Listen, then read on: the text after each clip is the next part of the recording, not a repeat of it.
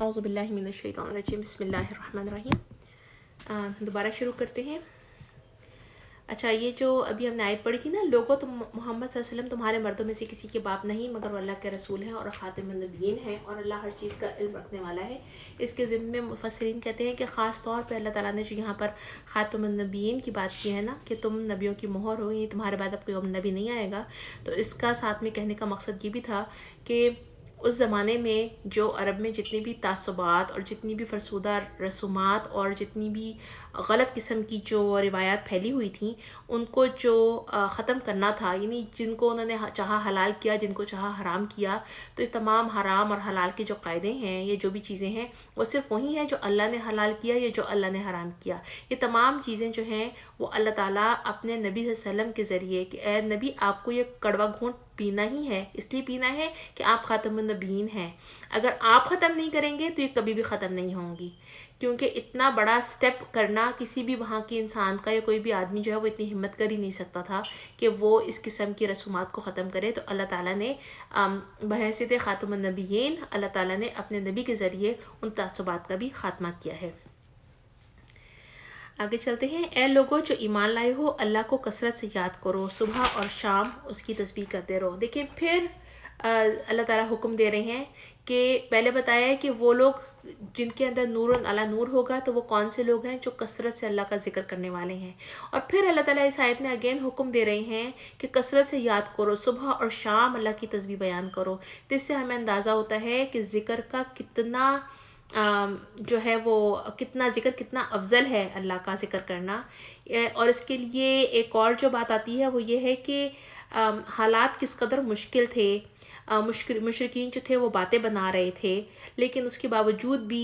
ظاہر بات ہے وہ تمام باتیں جو تھیں وہ نبی صلی اللہ علیہ وسلم کے اپنے اوپر بھی اور تمام مسلمانوں کے اوپر بھی بہت بھاری تھیں۔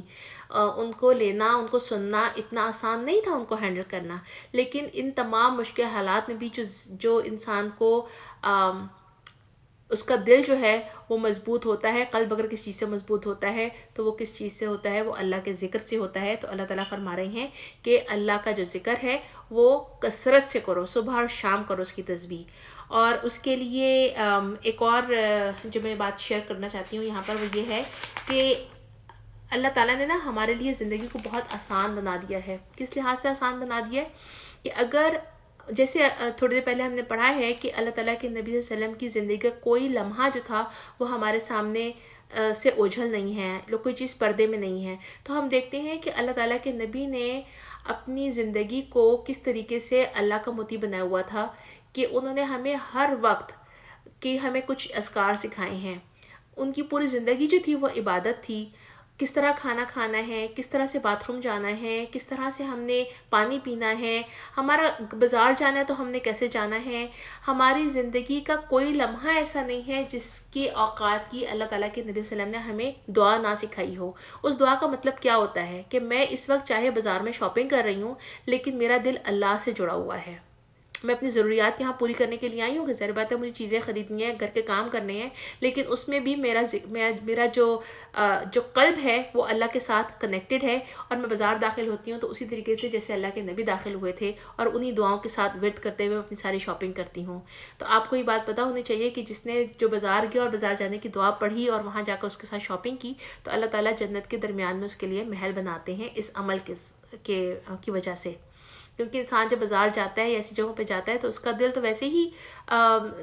دنیا میں اور دنیاوی لذتیں اور دنیا کی جتنی بھی باتیں ان کے اندر مشغول ہو جاتا ہے، لیکن اس میں بھی جب کوئی انسان اللہ کے ساتھ اپنا تعلق مضبوط کر کے رکھے گا تو اللہ تعالیٰ نے اس کے ساتھ بہترین وعدے کیے ہوئے ہیں۔ اسی طرح سے ہم دیکھتے ہیں کہ اگر ہم اپنی تمام زندگی کو نبی صلی اللہ علیہ وسلم کی اسوہ کے مطابق بنا لیں گے تو ہمارا چلنا پھرنا، کھانا پینا، بات چیت کرنا، یہاں تک کہ باتھ روم جانا تک ہماری عبادت بن جائے گا، کیونکہ اللہ تعالیٰ کے نبی نے ہمیں ہر وقت کی دعائیں سکھائی ہیں۔ اللہ تعالیٰ ہمیں بہترین توفیق دے کہ ہم ان دعاؤں کو کوشش کر کے اپنی زندگی کا حصہ بنا لیں۔ اور خاص طور پہ کچھ ایسے ذکر ہیں جن کے بارے میں نبی صلی اللہ علیہ وسلم نے بتایا تھا کہ جیسے سبحان اللہ و بحمدہ سبحان اللہ العظیم، زبان پر بہت ہلکے ہیں لیکن میزان میں بہت بھاری ہیں۔ اور ایک اور حدیث سے پتہ چلتا ہے کہ جس نے 100 مرتبہ دن میں سبحان اللہ و بحمدہ کہا، اس کے تمام گناہ معاف کر دیے جائیں گے، خواہ وہ سمندر کی جھاگ کے برابر ہوں۔ یہ بخاری کی حدیث کا مفہوم تھا۔ تو اللہ تعالیٰ ہمیں بہترین توفیق دے کہ ہم صبح شام اٹھتے بیٹھتے چلتے پھرتے اللہ کا ذکر کریں، حالات کیسے بھی ہوں، ہمارا تعلق، ہمارا قلب اللہ کی ذکر کے ساتھ کنیکٹڈ ہو اور ہماری زبان اللہ کے ذکر میں مشغول ہو۔ آمین ثم آمین۔ اللہ ہمیں ان لوگوں میں شامل کرے، آمین ثم آمین۔ وہی ہے جو تم پر رحمت فرماتا ہے، اور اس کے ملائکہ تمہارے لیے دعائیں رحمت کرتے ہیں تاکہ وہ تمہیں تاریکیوں سے روشنی میں نکال لائے، اور وہ مومنوں پہ بڑا مہربان ہے۔ جس روز وہ ہم سے ملیں گے ان کا استقبال سلام سے ہوگا، اور ان کے لیے اللہ نے بڑا باعزت اجر فراہم کر رکھا ہے۔ اس کے بارے میں مفسرین کہتے ہیں کہ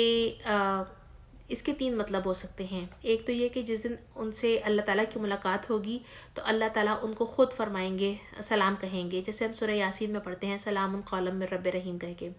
دوسرا یہ ہے کہ ملائکہ جو ہیں وہ ان کو سلام کرتے ہیں، کب؟ جب ان کی روحیں قبض کرنے کے لیے آتے ہیں۔ نیک لوگوں کی جب روحیں قبض کی جاتی ہیں تو ملائکہ ان کو سلام کہتے ہیں اور کہتے ہیں داخل ہو جاؤ سلامتی کے ساتھ جنت میں، اپنے ان اعمال کی بدولت جو دنیا میں کیا کرتے تھے۔ اور پھر تیسرا جو ہے وہ اس کا مفہوم کہتے ہیں کہ ایسا ہے کہ یہ بھی ہو سکتا ہے کہ یہ جنتی جو ہیں وہ آپس میں ایک دوسرے کو خود سلام کریں گے، جیسے کہ سورہ یونس میں ہم پڑھتے ہیں کہ وہاں پر ان کی صدا کیا ہوگی، ایک دوسرے کو سلام کرنے، بہت زیادہ کثرت سے سلام کرتے ہوں گے۔ اور جو سلام ہمارے لیے جنت میں اللہ کی طرف سے یا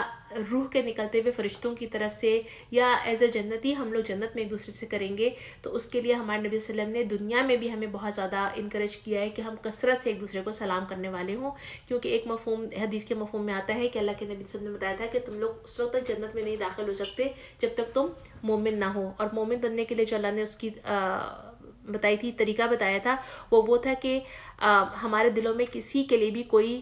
بات نہ ہو، اور وہ دلوں کی جو محبت کس طرح سے پیدا ہوگی اس کا طریقہ یہ بتایا کہ ہم کثرت سے ایک دوسرے کو سلام کریں۔ تو یہ دنیا میں بھی سلام جو ہے ایک دعا ہے ہمارے لیے کہ ہم ایک دوسرے کے اوپر کثرت کے ساتھ سلامتی بھیجیں، اور اس کا اجر بھی ملتا ہے۔ اور پھر ساتھ ہی جو ہے وہ دیکھیں کہ یہ دعا ایسی دعا ہے کہ جو نہ صرف اس دنیا سے خاتمے بلکہ جنت میں بھی اللہ کی طرف سے اور ہمارا آپس میں جو کلام ہوگا وہ ایک دوسرے کے اوپر سلامتی بھیجنے کا ہی ہوگا۔ اللہ ہم ان لوگوں میں شامل فرمائے۔ اے نبی، ہم نے تمہیں بھیجا ہے گواہ بنا کر، بشارت دینے والا اور ڈرانے والا، اللہ کی اجازت سے اس کی طرف دعوت دینے والا بنا کر اور روشن چراغ بنا کر۔ بشارت دے دو ان لوگوں کو جو تم پر ایمان لائے ہیں، اور ان کے لیے اللہ کی طرف سے بڑا فضل ہے۔ دیکھیں یہاں پر ایک جو بات اللہ تعالیٰ نے کہی ہے نا، گواہ بنا کر، گواہ کی تو پہلے ہی بہت دفعہ آیتیں گزر چکی ہیں، ہم اس کی تفسیر میں نہیں جائیں گے، لیکن ساتھ ہی اللہ تعالیٰ کے نبی جو تھے وہ اللہ تعالیٰ نے ان کو بشارت دینے والا اور ڈرانے والا بنا کر بھیجا تھا۔ تو جب میں اس آیت کو پڑھ رہی تھی، بلکہ اس طرح کی جتنی بھی آیت نظر سے گزرتی ہیں، تو میرے دماغ میں صرف ایک ہی بات آتی ہے کہ نبی صلی اللہ علیہ وسلم نے خالی ڈرایا نہیں ہے، جہاں پر ڈرانے کی بات ہوئی ہے وہیں پر ہی خوشخبریاں بھی بہت ساری دی ہیں۔ لیکن مجھے لگتا ہے کہ آج ایز اے دائی جب ہم کام کر رہے ہوتے ہیں نا، تو ہم لوگوں کو بہت زیادہ ڈراتے ہیں، ہم اس قدر ڈرا دیتے ہیں کہ بہت سارے جن کا ایمان کمزور ہوتا ہے وہ اس ڈر پہ کہتے ہیں جب جانا ہی جہنم میں تو پھر نیکی کا کام کرنے کا فائدہ کیا۔ ان کو ہم ان کے ایمان سے، ان کو نیک عمل سے بہت دور کر دیتے ہیں۔ تو جہاں پر ڈرانے کی بات آتی ہے ڈرائیں ضرور، لیکن ساتھ ہی خوشخبری کی باتیں بھی ضرور بتائیں۔ بحیثیت دائی ہمارا یہ کام ہے کہ ہم یہ ساتھ لے کے چلیں ان دونوں باتوں کو۔ لیکن اس کے ساتھ ساتھ ہم اپنے گھر کے اوپر نظر ڈالتے ہیں تو میں دیکھتی ہوں کہ ہم بعض اوقات اپنے دوستوں، احبابوں، گھر والے، رشتہ داروں، اپنے خاص طور پہ بعض اوقات اپنے بچوں کے ساتھ بھی جو بات کر رہے ہوتے ہیں نا، تو اس میں یہ ہوتا ہے کہ ہم ہر وقت ڈراتے ہی رہتے ہیں، یہ نہ کرو اللہ سزا دے گا، اور یہ نہ کرو اللہ ناراض ہو جائے گا، یہ نہ کرو اللہ تعالیٰ کا سخت عذاب ہے اس بارے میں۔ تو لیکن ہم کبھی یہ نہیں کہتے ہیں کہ ہم ایسا کام کیوں نہ کر لیں کہ اللہ ہم سے خوش ہو جائے، ہم اکٹھی نماز کیوں نہ پڑھیں کہ اللہ ہم سے راضی ہو جائے، آؤ ہم مل کر نماز پڑھیں، یا ہم یہ سنتیں پڑھیں کہ ہمارے لیے جنت میں گھر جو ہے وہ اللہ تعالیٰ تیار کر دے۔ تو جو دائی کا کام ہے، بحیثیت دائی، چاہے ہم گھر میں گھر والوں سے بات کریں، اپنی اولاد سے بات کریں، یا ہم باہر کسی سے بھی بات کریں، تو جہاں پر ہم ڈرانے کی بات کرتے ہیں وہاں پر ہم خصوصی طور پر جو اللہ تعالیٰ کی خوشخبریاں ہیں، جو اللہ تعالیٰ کی بشارتیں ہیں نیک کام کرنے پر، جو اس کے اجر ہیں کہ اللہ تعالیٰ کی محبت کتنی اپنے بندوں کے ساتھ، تو اس کی بشارت بھی ساتھ ساتھ دینے والے ہوں، کیونکہ یہ کام ایک دائی کو دونوں کام لے کر چلنے ہوتے ہیں۔ بشارت دے دو ان لوگوں کو جو تم پر ایمان لائے ہیں اور ان کے لیے اللہ کی طرف سے بڑا فضل ہے۔ اس سلائڈ کو انڈرلائن کر لیجئے۔ ہمارے ہاں ایک بہت زیادہ بڑا مسکنسیپشن ہے کہ فضل جو ہے وہ صرف وہ ہوتا ہے جس کے پاس بہت زیادہ مال و دولت ہو، جس کا بہت بڑا گھر ہوتا ہے، اس کے اوپر لکھا ہوتا ہے ھذا من فضل ربی۔ آف کورس وہ اللہ کا فضل ہے، اللہ کی دین ہے، لیکن اللہ تعالیٰ جس کو فضل کہتے ہیں وہ ہمارا ایمان ہے۔ تو اللہ تعالیٰ ہم کو، جو اللہ نے ہمیں ایمان عطا کیا ہے، اس اسلام کی دولت سے نوازا ہے، ہمیں بے انتہا اللہ تعالیٰ کا شکر ادا کرنا چاہیے کثرت سے اس کے بارے میں۔ اور ہرگز نہ دبو کفار و منافقین سے، کوئی پرواہ نہ کرو ان کی اذیت رسانی کی، اور بھروسہ کر لو اللہ پر، اللہ ہی کافی ہے اللہ ہی اس کے لیے کافی ہے کہ آدمی اپنے معاملات اس کے سپرد کر دے۔ اے لوگوں جو ایمان لائے ہو، جب تم مومن عورتوں سے نکاح کرو، پھر انہیں ہاتھ لگانے سے پہلے طلاق دے دو، تو تمہاری طرف ان پر کوئی عدت لازم نہیں ہے جس کے پورے ہونے کا تم مطالبہ کر سکو، لہٰذا انہیں کچھ مال دے دو اور بھلے طریقے سے رخصت کر دو۔ یعنی عدت جو ہے، نکاح کے بعد جو عدت ہوتی ہے وہ کس بات کے لیے ہوتی ہے کہ یہ بات پتہ چل جائے کہ عورت جو ہے اس کو، وہ پریگننٹ تو نہیں ہے، لیکن اگر اس کے کوئی چانسز ہی نہیں ہیں تو ان کے اوپر کوئی عدت نہیں ہے۔ اور اس کے باقی جو احکامات ہیں وہ سورہ بقرہ میں آ چکے ہوئے ہیں، کہ جس کے بارے میں ہے کہ اگر طلاق بغیر رخصتی ہوئے، بغیر ہاتھ لگائے انہوں نے طلاق دے دی، اگر مہر جو تھا وہ ان کا پہلے سے سیٹ ہو چکا ہوا تھا تو ان کو آدھا مہر دینا ہوگا، لیکن اگر مہر سیٹ نہیں تھا تو بھی ان کو کچھ مال دے کر رخصت کر دو، یعنی کہ یہ معاملہ جو ہے وہ ختم کر دو، احسان کا معاملہ رکھو تبھی۔ اے نبی، ہم نے تمہارے لیے حلال کر دی ہیں تمہاری وہ بیویاں جن کے مہر تم نے ادا کیے ہیں، اور وہ عورتیں جو اللہ کی عطا کردہ لونڈیوں میں سے تمہاری ملکیت میں آئیں۔ اللہ تعالیٰ کے نبی صلی اللہ علیہ وسلم کے پاس 2 لونڈیاں تھیں، ایک ماریہ قبطیہ اور ایک ریحانہ، اور وہ تمہارے چچا زاد اور پھپھی زاد اور ماموں زاد اور خالہ زاد بہنیں جنہوں نے تمہارے ساتھ ہجرت کی، اور وہ مومن عورت جس نے اپنے آپ کو نبی صلی اللہ علیہ وسلم کے لیے ہبہ کر دیا ہو۔ ہبہ کرنا کسے کیا ہوتا ہے؟ ہبہ کرنا ہوتا ہے کہ اگر کوئی عورت جا کر یہ کہتی کہ میں کوئی مہر بھی آپ سے نہیں چاہتی ہوں، بغیر مہر کے آپ کے نکاح میں آنا چاہتی ہوں، تو اللہ تعالیٰ کہہ رہے ہیں کہ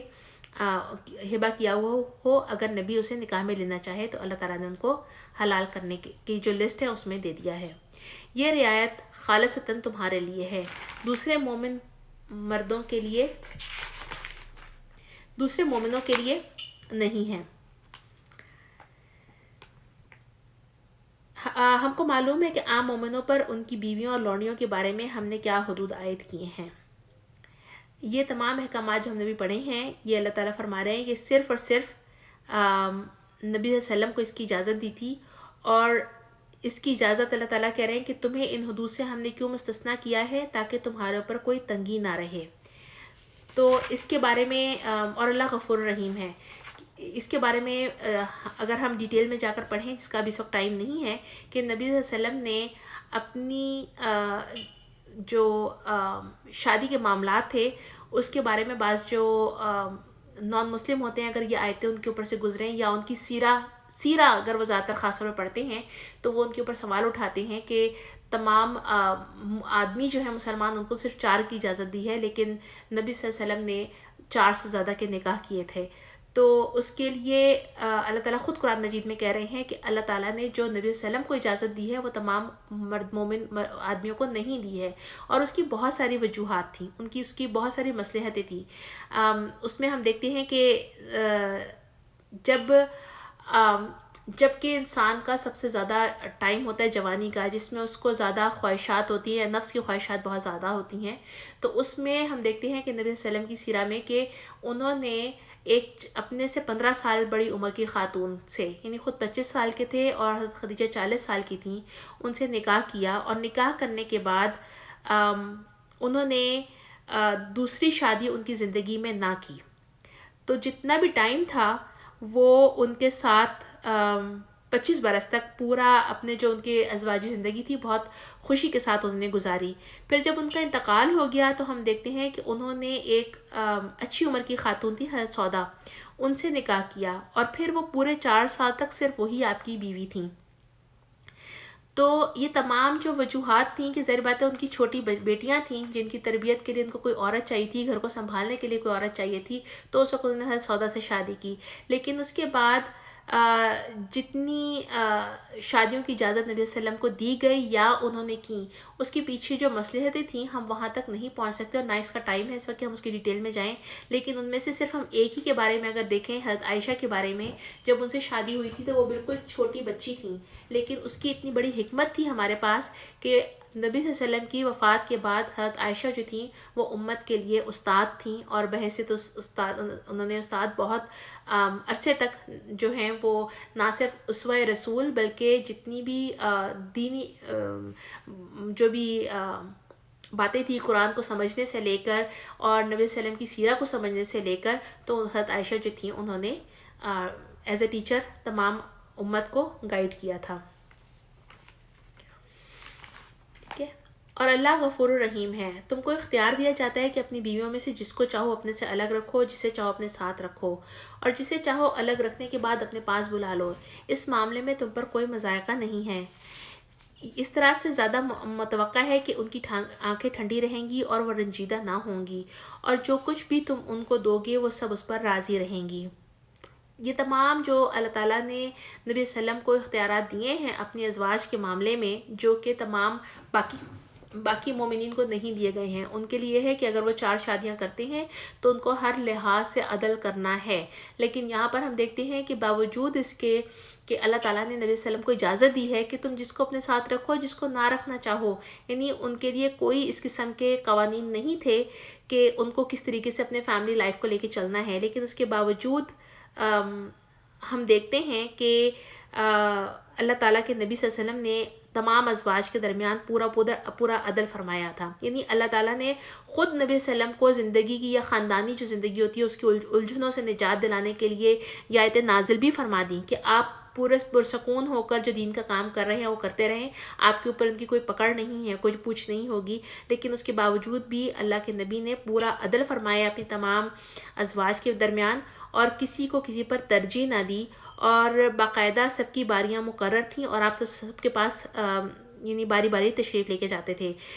یہاں تک کہ عائشہ کا ایک قول میں آپ کو سناتی ہوں جس میں لکھا ہوا ہے اس میں کہ اس آیت کے نزول کے بعد بھی نبی صلی اللہ علیہ وسلم کا طریقہ یہی رہا تھا کہ آپ صلی اللہ علیہ وسلم ہم میں سے کسی بیوی کے بارے کے دن کسی دوسری بیوی کے ہاں جاتے تو اس سے اجازت لے کر جاتے تھے.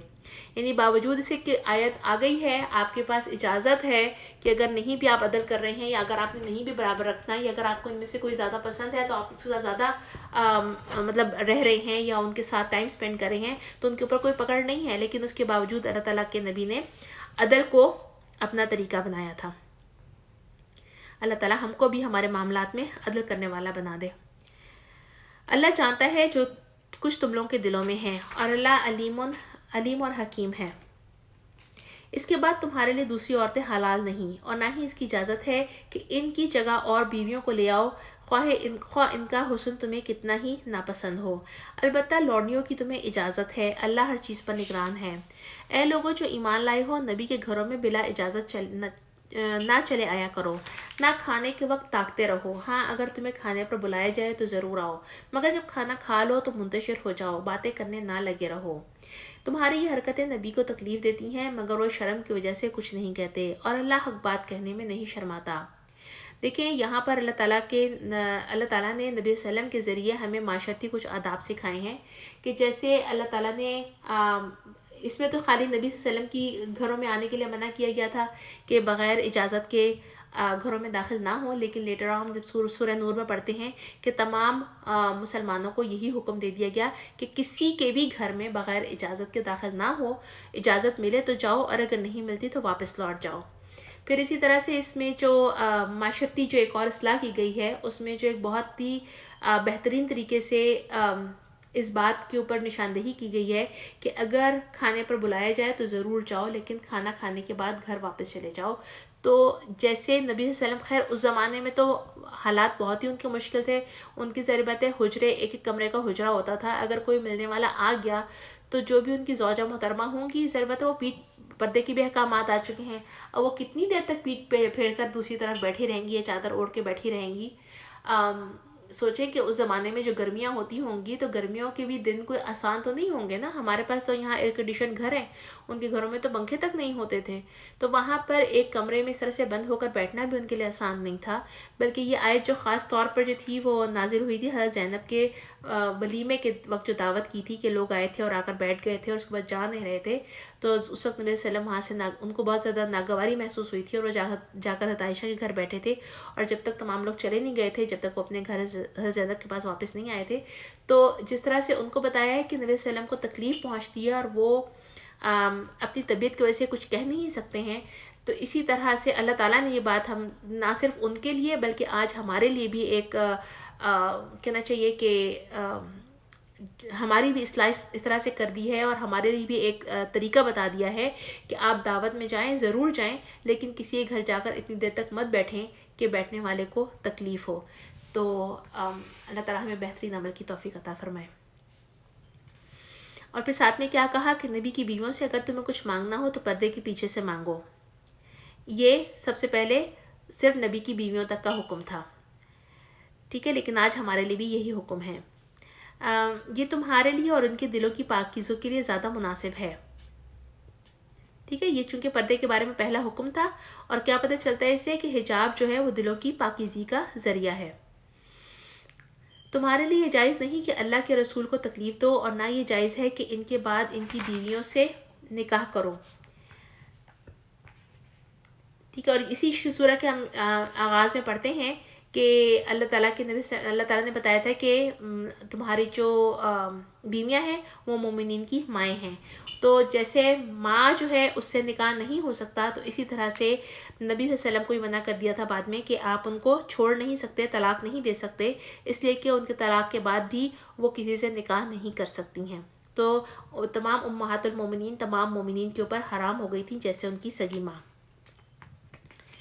اللہ کے نزدیک بہت بڑا گناہ ہے. تم خواہ کوئی بات ظاہر کرو یا چھپاؤ, اللہ کو ہر بات کا علم ہے. ازواج نبی کے لیے اس بات میں کوئی مذائقہ نہیں ہے کہ ان کے باپ, ان کے بیٹے, ان کے بھائی, ان کے بھتیجے, ان کے بھانجے اور ان کے میل جول کی عورتیں اور ان کے مملوک گھروں میں آئیں. اے عورتوں, تمہیں اللہ کی نافرمانی سے پرہیز کرنا چاہیے, اللہ ہر چیز پر نگاہ رکھتا ہے. یہ سب سے پہلے حکم نبی کے ازواج کے لیے آیا تھا, اور یہ ان میں محرم مردوں کی لسٹ بتائی تھی کہ کون کون سے ان کے محرم ہیں.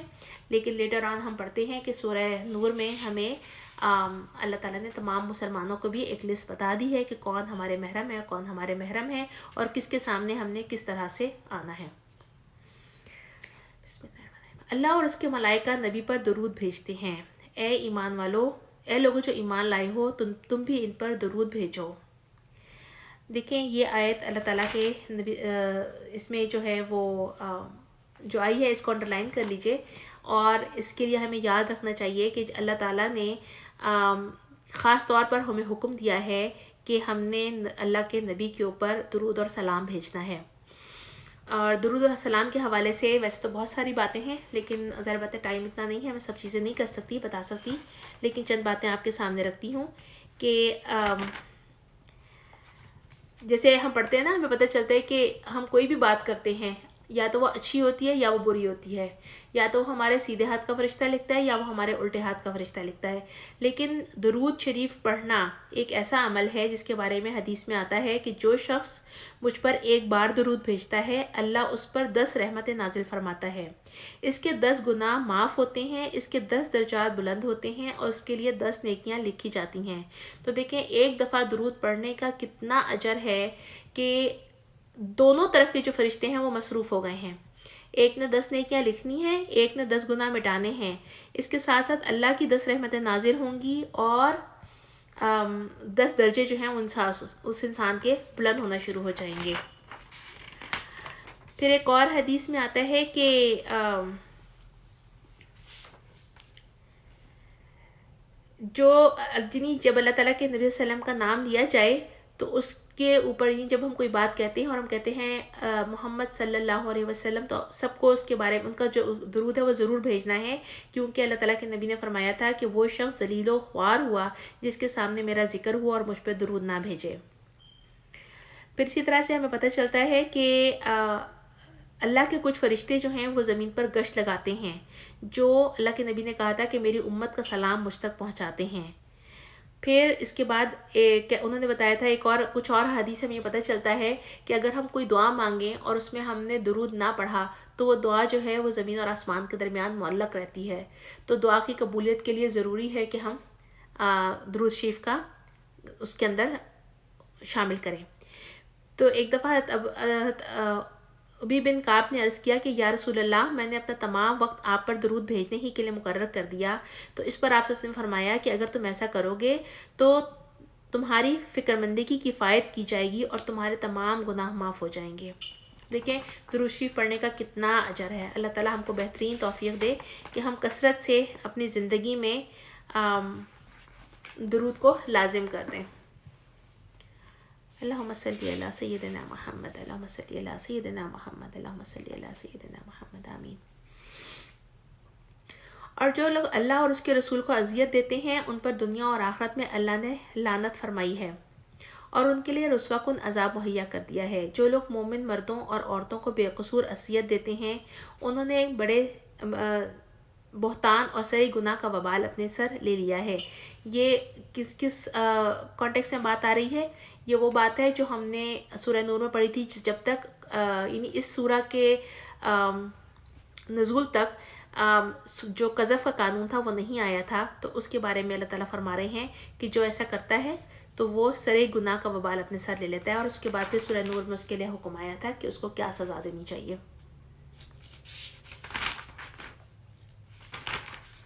اے نبی، اپنی بیویوں، بیٹیوں اور اہل ایمان کی عورتوں سے کہہ دو کہ اپنے اوپر اپنے چادروں کے پلو لٹکا لیا کریں۔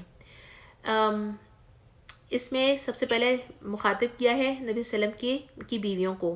پھر ان کی بیٹیوں کو، اور پھر اہل ایمان کو۔ تو میں اور آپ اہل ایمان میں شامل ہیں انشاءاللہ تعالی۔ اللہ ہمیں شامل کرے اور اس میں اسی کے ساتھ ہمیں اپنے پاس بلائے۔ ہمیں کیا حکم دیا جا رہا ہے؟ حکم دیا جا رہا ہے کہ اپنی چادروں کے پلو اپنے اوپر لٹکا لیا کریں۔ یہ زیادہ مناسب طریقہ ہے تاکہ وہ پہچان لی جائیں اور نہ ستائی جائیں۔ اللہ تعالیٰ غفور الرحیم ہے۔ عربوں کا جو معاشرہ تھا اس زمانے میں، جو طریقہ تھا کسی بھی ایک باعزت یا اچھے گھرانے کی عورت کا، کہ وہ جب گھر سے باہر نکلتی تھی تو وہ اپنے اوپر چادر اوڑھ لیا کرتی تھی۔ بلکہ چادر اوڑھنا جو تھا وہ عربوں کا ایک رواج تھا، مرد بھی چادر اوڑھا کرتے تھے، اور کسی کے بھی رتبے کی جو پہچان ہے وہ ان کی چادروں سے ہوا کرتی تھی۔ تو اس وقت نبی صلی اللہ علیہ وسلم کی جو بیویاں ہیں، بیٹیاں اور اہل ایمان کی عورتوں کو کیا حکم دیا گیا کہ جب تم نکلتی ہو گھر سے باہر اور جو چادریں تم نے اوڑھی ہوئی ہوتی ہیں ان کے جو پلو ہیں وہ اپنے چہروں پہ لٹکا لیا کرو۔ اور پلو لٹکا لینے سے کیا طریقہ تھا کہ سر پہ چادریں تو وہ رکھتی تھیں، تو ان سر کی چادروں کو تھوڑا سا آگے بڑھا کر کہ ان کو چہرہ بھی کہا کہ کور کر لو، اس طرح سے کور کر لو کہ پہچان میں نہ آئے کہ یہ کون جا رہا ہے، لیکن یہ اس طرح سے یہ پہچان لیا جائے کہ یہ ایک شریف زادی ہے اور شریف عورت ہے اور اس کو ستایا نہ جائے۔ تو یہ ہمارے جو پردے کے احکامات ہیں اس کے اندر شامل ہے، جن میں مفسرین جو علماء کہتے ہیں کہ چہرے کا پردہ شامل ہے، تو وہ اس آیت کی تفسیر سے کہتے ہیں کہ عورت کے ستر میں یا عورت کے پردے میں چہرہ کا پردہ شامل ہے۔ اگر منافقین اور وہ لوگ جن کے دلوں میں خرابی ہے اور جو مدینہ میں ہیجان انگیز افواہیں پھیلانے والے ہیں اپنی حرکتوں سے باز نہ آئے تو ہم ان کے خلاف کارروائی کرنے کے لیے تمہیں اٹھا کھڑا کریں گے، اور پھر وہ اسی شہر میں مشکل ہی سے تمہارے ساتھ رہ سکیں گے۔ ان پر ہر طرف لعنت کی بوچھاڑ ہوگی، جہاں کہیں پائے جائیں گے پکڑے جائیں گے اور بری طرح مارے جائیں گے۔ یہ اللہ کی سنت ہے ایسے لوگوں کے معاملے میں جو پہلے سے چلی آ رہی ہے، اور تم اللہ کی سنت میں کوئی تبدیلی نہ پاؤ گے۔ یعنی کہ کیا بتایا جا رہا ہے کہ یہ اللہ کی شریعت کا ایک مستقل ضابطہ ہے کہ اسلامی معاشرے میں جب کہ معاشرہ جو ہے وہ خدائی جو شریعت ہے اس کے اوپر قائم ہو جائے، جو اللہ کا نظام ہے اس کے مطابق قائم ہو جائے، تو ایسے لوگ جو فتنہ برپا کرتے ہیں، جن کے دل میں منافقت ہے، جو ان کو پہلے وارن کیا گیا ہے کہ ان کو اپنی روش تبدیل کرنی ہوگی، کیونکہ اگر وہ اس سے باز نہیں آئیں گے تو ان کو سختی سے ان کا خاتمہ کیا جائے گا۔ ٹھیک ہے؟ لوگ تم سے پوچھتے ہیں کہ قیامت کی گھڑی کب آئے گی، کہو اس کا علم تو اللہ ہی کو ہے۔ تمہیں کیا خبر کہ شاید وہ قریبی آ لگی ہو. یہ اگین ان تمام مشرکین کا اور منافقین کا ایک مزاحیہ انداز تھا کہ انہوں نے نبی صلی اللہ علیہ وسلم کے اوپر یہ بات لگائی تھی کہ ہم اگر باوجود اس کے کہ سب کچھ غلط حرکتیں کر رہے ہیں اور تمہارا اللہ دیکھ بھی رہا ہے کہ ہم کیا کر رہے ہیں، تو پھر قیامت کی گھڑی آ کیوں نہیں جاتی. تو بہرحال یہ یقینی امر ہے کہ اللہ نے کافروں پر لعنت کی ہے اور ان کے لیے بھڑکتی ہوئی آگ مہیا کر رکھی ہے جس میں وہ ہمیشہ رہیں گے، کوئی حامی و مددگار نہ پا سکیں گے. جس روز ان کے چہرے آگ پر الٹ پلٹ کیے جائیں گے، اس وہ کہیں گے کہ کاش ہم نے اللہ اور اس کے رسول کی اطاعت کی ہوتی، اور کہیں گے اے ہمارے رب، ہم نے اپنے سرداروں کو اور اپنے بڑوں کی اطاعت کی اور انہوں نے ہمیں راہ راست سے بے راہ کر دیا. اے رب ان کو دوہرا عذاب دے اور ان پر سخت لعنت ہے. دیکھیں، ہمیں بار بار یہ بات بتائی جاتی ہے کہ وہ تمام چیزیں، وہ تمام لوگ جن کی ہم پیروی کر رہے ہوتے ہیں، اگر ہم غلط کر رہے ہیں تو قیامت کے دن تو وہ الگ ہو جائیں گے. وہ تو کوئی اس بات میں پارٹیسپیٹ نہیں کریں گے کہ ہم نے ان سے کہا تھا کہ کام غلط کرو، یا یہ کہ ہمیں فالو کرتے ہوئے چلو. لیکن انسان اس وقت سخت پشیمان ہوگا اور اس وقت کتنا کہے گا کاش کہ ہم نے اللہ اور اس کے رسول کی اطاعت کی ہوتی. تو ہمارے لیے نا یہ بار بار جب آیتیں پڑھتے ہیں نا، تو یہ ہمارے لیے خود اپنے آپ کا احتساب کرنے کے لیے ہوتی ہیں کہ ہم اپنے اعمال کو بار بار اپنے اعمال کا جائزہ لیں. چاہے ہم کتنا بھی نیک عمل کر رہے ہیں، اس کو نیکی سمجھ کے کاؤنٹ مت کریں، بلکہ دیکھنا ہے، جائزہ لینا ہے کہ کیا ہمارا وہ نیک عمل ہمارے نبی کی اسوہ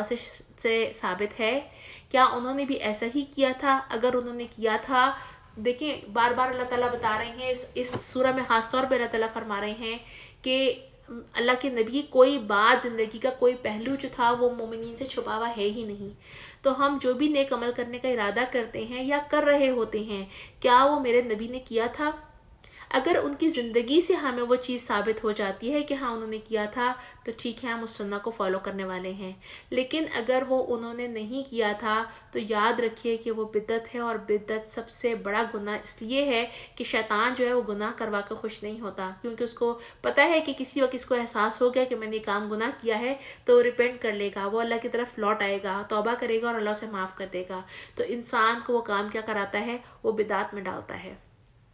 کیونکہ کیے ہی وہ انسان نے کام نیکی سمجھ کے کیے ہیں، تو اس کو کبھی احساس ہی نہیں ہوگا کہ میں نے کوئی غلط کام کیا ہے، تو اس کی کوئی توبہ ہی نہیں کرے گا. تو یہ آیتیں جب گزرتی ہیں نا، تو بار بار ان آیتوں کو انڈرلائن کریں، ان کو بار بار پڑھا کریں، میرے لیے بھی اور آپ کے لیے بھی، کہ اللہ تعالیٰ ہمیں ہمارے اعمال کا جائزہ لینے والا بنائے، ہمیں صحیح معنوں میں احتساب کرنے والا بنائے. اور اگر ہم زندگی میں کوئی بھی ایسا کام کر رہے ہیں جو سنت سے ثابت نہیں ہے، تو اللہ تعالیٰ ہمیں اسے دور کر دے، تاکہ ہم ان لوگوں میں شامل نہ ہوں جو اس وقت حسرت کریں. آمین. اے لوگوں جو ایمان لائے ہو، ان کی طرح نہ بن جاؤ جنہوں نے موسیٰ کو اذیتیں دی تھیں. پھر اللہ نے ان کی بنائی ہوئی باتوں سے اس کی برات فرمائی، اور وہ اللہ کے نزدیک باعزت تھا. اب یہاں پر مسلمانوں کو کیا بتایا جا رہا ہے؟ کہا جا رہا ہے کہ تم یہودیوں کی طرح کی حرکتیں نہ کرو، یعنی تمہاری جو روش ہے وہ اپنے نبی کے ساتھ وہ نہیں ہونی چاہیے جو بنی اسرائیل کی روش موسیٰ علیہ السلام کے ساتھ تھی. حالانکہ بنی اسرائیل خود مانتے تھے کہ موسیٰ علیہ السلام ان کے سب سے بڑے محسن ہیں، اور اگر وہ نہ ہوتے تو شاید مصر میں جو ان کا حال تھا وہ جیسے ہندوؤں میں سب سے نچلی ذات شودروں کا ہوتا ہے، اس سے بھی بدتر ہوتا. لیکن اس کے باوجود جو ہے انہوں نے اپنے محسن کے ساتھ بہت ہی برا سلوک کیا تھا. تو اس کو نا نبی صلی اللہ علیہ وسلم نے اس طرح سے یہ بتایا تھا کہ ایک دفعہ اللہ کے نبی مسلمانوں میں کچھ مال تقسیم کر رہے تھے، تو جب مجلس سے باہر نکلے تو ایک شخص نے آ کر کہا کہ اے محمد، اس تقسیم پر خدا اور آخرت کا بھی کچھ لحاظ اس نے کہا تھا کہ محمد نے اس تقسیم میں خدا اور آخرت کا بھی کچھ لحاظ نہ رکھا. یہ بات حضرت عبداللہ بن مسعود نے سن لی اور جا کر نبی صلی اللہ علیہ وسلم کو بتایا کہ آج ان لوگوں نے آپ کے اوپر یہ اور یہ باتیں بنائی ہیں. تو جواب میں آپ سے فرمایا کہ اللہ کی رحمت ہو موسیٰ پر، انہیں اس سے زیادہ اذیتیں دی گئی تھیں اور انہوں نے اس پر صبر کیا تھا. تو ہمیں کیا حکم دیا جا رہا ہے؟ ہمیں حکم دیا جا رہا ہے کہ ہم موسیٰ علیہ السلام کی طرح کی جو قوم تھی ان کی طرح نہ ہو جائیں، ہم یہودیوں کو فالو نہ کریں، بلکہ ایمان لانے والوں اللہ سے ڈرو اور ٹھیک بات کرو. اللہ تمہارے اعمال درست کر دے گا، تمہارے قصوروں سے درگزر فرمائے گا. جو شخص اللہ اور اس کے رسول کی اطاعت کرے اس نے بڑی کامیابی حاصل کی. آگے اللہ تعالیٰ فرما رہے ہیں ہم نے اس امانت کو آسمان اور زمین اور پہاڑوں کے سامنے پیش کیا تو وہ اٹھانے کے لیے تیار نہ ہوئے اور اس سے ڈر گئے، مگر انسان نے اسے اٹھا لیا، بے شک وہ بڑا ظالم اور جاہل ہے۔ یہ کس امانت کی بات ہوئی ہے؟ اس کے بارے میں مفسرین نے مختلف رائے دی ہے، مختلف مفسرین کی مختلف رائے ہے۔ ایک رائے کے مطابق جو امانت ہے وہ علماء کہتے ہیں کہ یہ شرعی احکامات ہیں، یعنی قرآن ہے۔ کسی نے اس امانت کی تعبیر کی ہے کہ یہ خلافت ہے، لیکن کچھ جو مفسرین ہیں وہ کہتے ہیں کہ یہ امانت جو ہے وہ روح ہے، انسان کے اندر جو اللہ تعالیٰ نے روح دی تھی یہ وہ ہے، کیونکہ روح جو ہے وہ عالم امر کی شے ہے، اور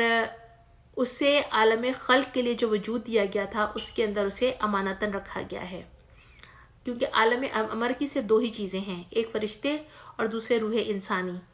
اور اسی روح کی وجہ سے وہ کہتے ہیں کہ انسان جو تھا وہ مسجود ملائکہ ہوا تھا، اور اسی کی بنا پر اسے خلافت عطا ہوئی تھی، اسی کی وجہ سے اس کو وحی دی گئی تھی، کیونکہ وہ کہتے ہیں کہ جنات کے ہاں کوئی وحی نہیں ہے، بلکہ وہ انہی کی پیروی کرتے ہیں، انہی باتوں کی پیروی کرتے ہیں جو انسانوں کی طرف اللہ تعالیٰ نے اپنے انبیاء کی طرف سے وہی بھیجی، یعنی جنات میں کوئی نبی نہیں بھیجا گیا، بلکہ وہ انہی انبیاء کی پیروی کرتے ہیں جو انسانوں کی طرف بھیجے گئے ہیں۔ تو یعنی ان کا کہنا یہ، ان مفسرین کا، یہ جو انسانی جسم ہے وہ جب تک روح نہیں اس کے اندر پھونکی گئی تھی وہ حیوانی وجود ہے اور اس میں کمزوری ہے، تو وہ روح پھونکنے سے پہلے جو ہے وہ ظلوماً جہولا تھا، یعنی کیا تھا کہ وہ بہت زیادہ اس نے اپنے پر ظلم اور جاہل ہے، لیکن جب روح پھونکے جانے کے بعد اس کی جو کیفیت ہے وہ بدل جاتی ہے، اس لیے کہ ہم نے اس امانت کو اٹھا لیا۔ تو لیکن اگر اس روح کے پھونکے جانے کے بعد بھی اگر وہ انسان جو ہے وہ اس امانت کا حق نہیں ادا کرتا اور جاہلیت کے فیصلے کرتا ہے تو وہ پھر اپنے اوپر خود ظلم کرتا ہے، کیونکہ یہ فیصلے جو ہیں قیامت میں اللہ کی پکڑ سے نہیں بچا سکیں گے۔ تو دیکھیں کہ اگر یہ روحی ہے اور ہماری روحی جو ہے وہ اس وجہ سے یہاں تک پہنچی ہے اور ہمارے یہ حالات ہوئے ہیں، تو میں اس کو پڑھ رہی تھی تو مجھے اس بات سے اور زیادہ خوف آ رہا تھا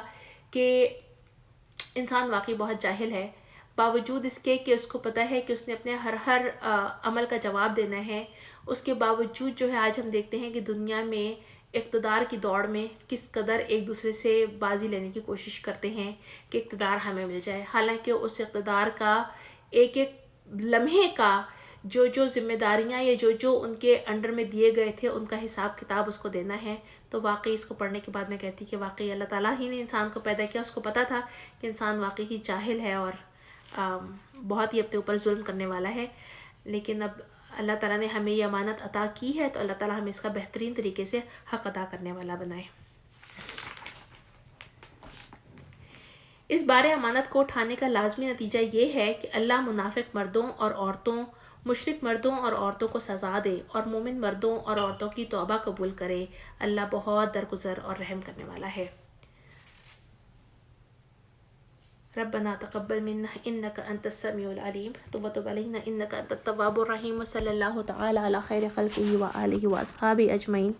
برحمتك يا ارحم الراحمين سبحانك اللهم وبحمدك نشهد ان لا اله الا انت نستغفرك ونتوب اليك